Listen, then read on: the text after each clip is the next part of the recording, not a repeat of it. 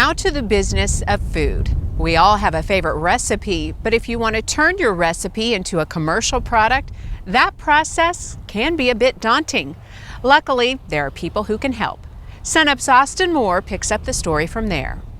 Susan brought this into me, and I started sampling this, and my sales have just been growing from there. And it's a nice chunky salsa compared to a lot of others that are a lot thinner.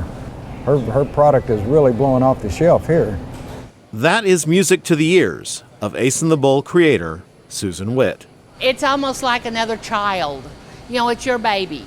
And it really makes me proud when I see it, that, you know, displayed like this. But while Susan created the product, markets it, and in most cases acts as her own distributor, she doesn't produce it. For that, she relies on a co-packer. There's just no way I could do it out of my own kitchen. You know, because when we produce, a batch is at least 15 to 16 cases, which is 12 jars in a case. Co-packers are the only way many small businesses like Susan's can get their product to the market.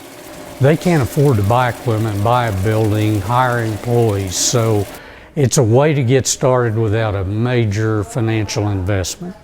And the way that the co-packers work, they work very hard, particularly like Eric here at S&S, to make sure that the product you brought them is what you get when they make it. You'll have your recipe, you'll go through that with us. We'll ask lots of questions about how you want your tomatoes diced, your onions diced, those types of things. We'll get it the size and the consistency that you want, make you some test batches, and then we work on the label and the nutritional facts for that, and just keep going forward until we get it where it's ready. Generally that takes anywhere from 3 to 4 weeks up to a couple of months to get it completely ready from scratch. So the co-packer's role is much larger than simply assembling the product, however.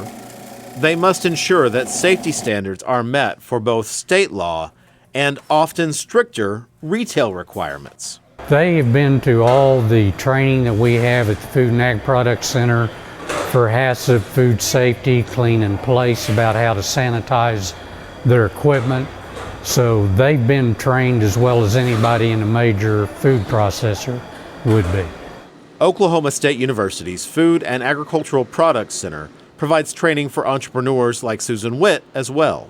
Basic training is the third Thursday of every even-numbered month. We have people from the Health Food Department, the Weight and Measures Department, the Patent and Trademark Library to enable them to do their own patent and trademark search for names and so forth. We have business plans, we have legalities and liabilities. We try to give them everything in that one-day workshop for them to consider of what's involved in getting started. Believe me, there's a lot of steps. You don't just say, here it is, take it. You know, here's my recipe, take it.